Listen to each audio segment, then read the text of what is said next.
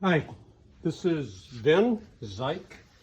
I restore M151s, and I have been selling Billy Brooks carburetors for the past about 5 or 6 years. I do this with Billy, and it's because I had so many carburetor cores that it just made sense to send him batches of them, and he does batches for me, and that way if somebody needs a carburetor, they can get it shipped out immediately, whereas Billy, you send him your carburetor and he rebuilds it. They're both the same, except if you want your own carb back, well, you go to him. If you want a quick turnaround, you can go to me. It really doesn't matter to me either way. At any rate, I wanted to talk about the difference in carburetors. When I send somebody a Brooks carburetor, I tell them a number of things. One is the first thing you have to do. Let me tell you the difference between the carburetors. This carburetor right here is for an M151 A2. This carburetor over here is for an M151 or an M151 A1. And the difference in them is very, very subtle. You can actually see it right here and right here. The 151 and the A1, both of them have a cap on this right here, which has a strainer inside it. I'll take it out and show you that strainer. Right there. And the fuel is strained through that, but I don't know what it strains through. It doesn't seem to do much of anything as far as I can see. It strains chunks out. The reality is you have filters going into the carb, so you don't have chunks inside your carburetor, or you shouldn't. If you do, you got a more serious problem than just having a rebuilt carburetor. So this carburetor is generally, in the older models, the 12848, and it has this cover on it. This carburetor on the A2 has a return to the fuel tank right here. And this is basically this piece right here with a gasket on it that goes in the same hole as this, and it has this type of fitting on it right here that sits on top and locks down and returns fuel via a line to go back to your fuel tank. Now, that being said, you'll probably notice that I have a unique fitting on here that has a steel nut and a brass fitting. The difference in this fitting and the fitting that most of you have on yours, you have this, and that is a brass 1/8 NPT fitting. This is a 1/8 NTS fitting. It's a national NPS. It's National Pipe Straight Thread. This is National Pipe Tapered Thread. So the old straight fittings were this, that went into here and went into your fuel inlet fitting, which is that 45 fitting. What I will show you here is typical, is this fitting is stripped out right here in the middle, and that's because the steel nut on it, when people put it in here, they find they get a little bit of a leak. The way the nut is made is it has a serrated edge, and it has a Delrin or type of washer in there that's locked into that, and that washer, when you tighten it up, seals against the body of the carburetor and the threads. It doesn't work all the time.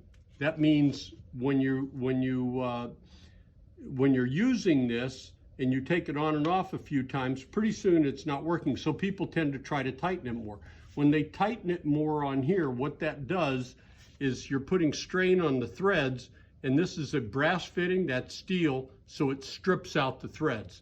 Consequently, these fittings and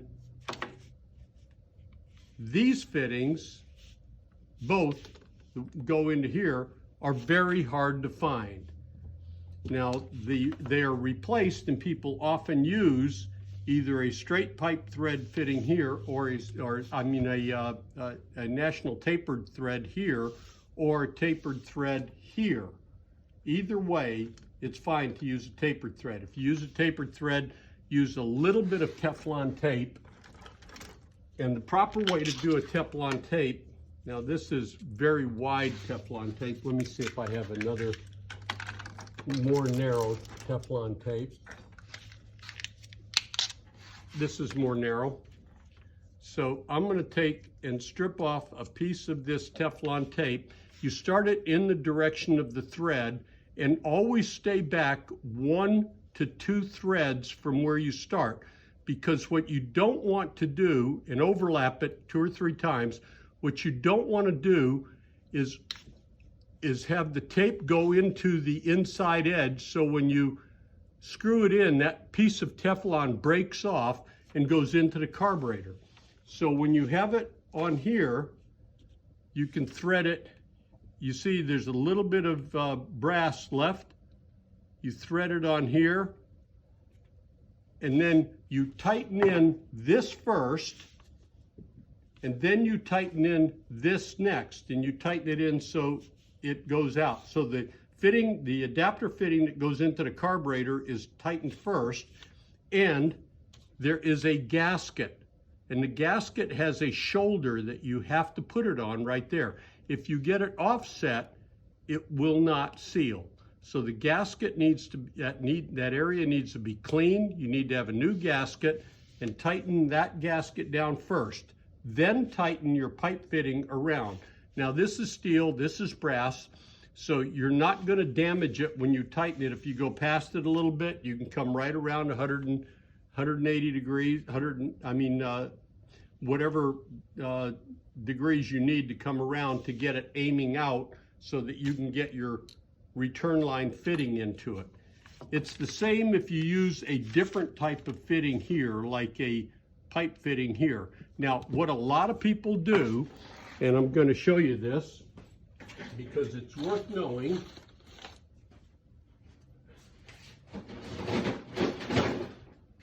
is to take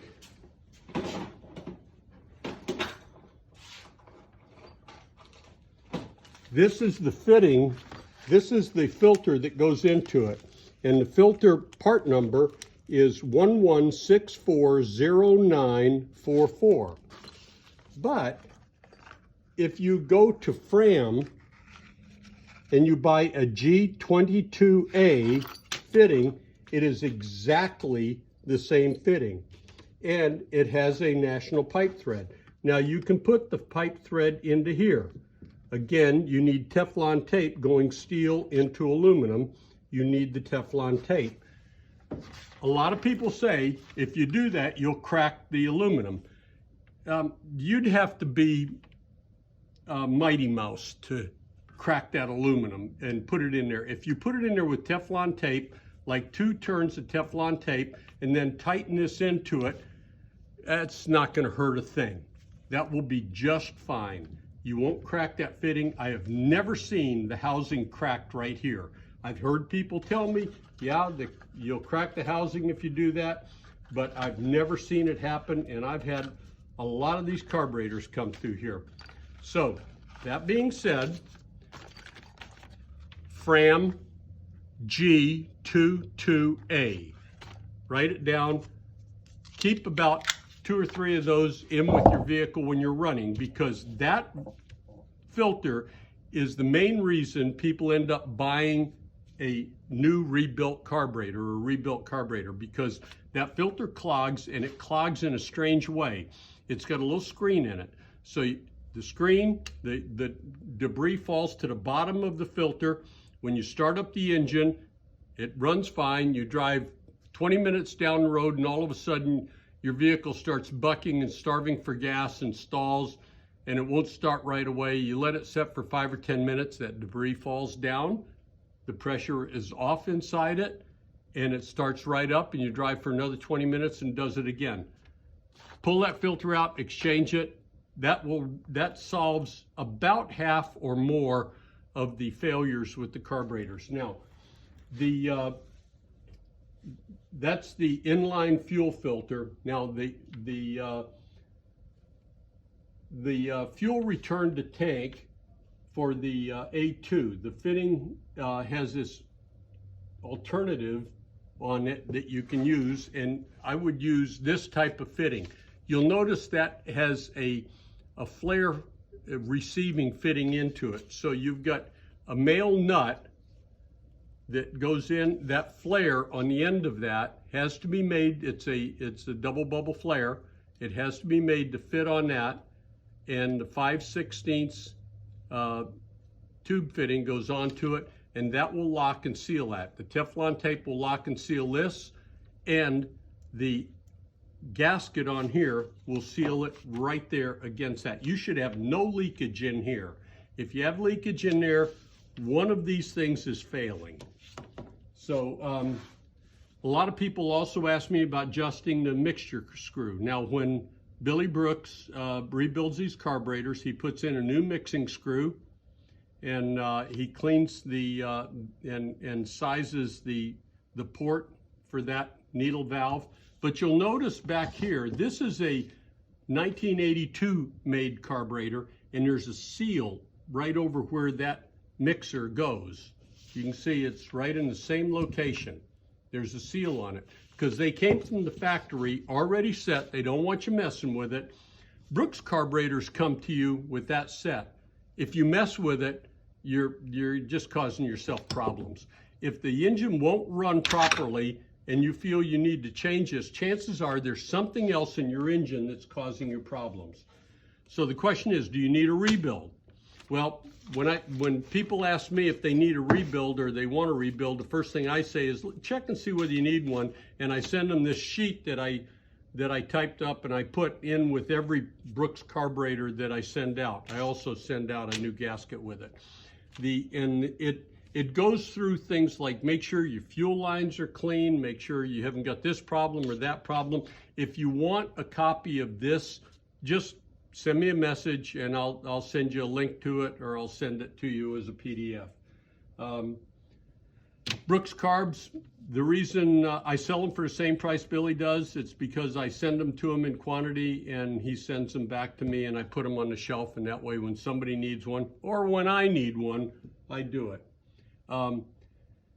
The reason carburetors generally go bad nowadays is because of the modern fuel. Modern fuel has a lot of crap in it, and it's got ethanol in it, which tends to screw up rubber parts like the old diaphragms that are in the bottom of this right here. And those aren't accelerator diagrams. That's just an assist. When you get vacuum, it tends to give a little assist into it. There's no mechanical function or pump into that diaphragm.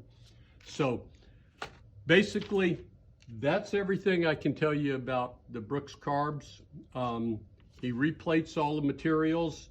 It comes with a complete cleaned body, and it looks like this. I often recommend to people, if they want, when they get it new, spray the body with a clear acrylic. It'll look better, or clear paint that's fuel resistant, and it'll look better for a long time. Either way, they end up looking crappy in time. Of course, this is 30, 40, 50 years old. So if you have any questions, get back to me, and I'll see what I can do to answer them.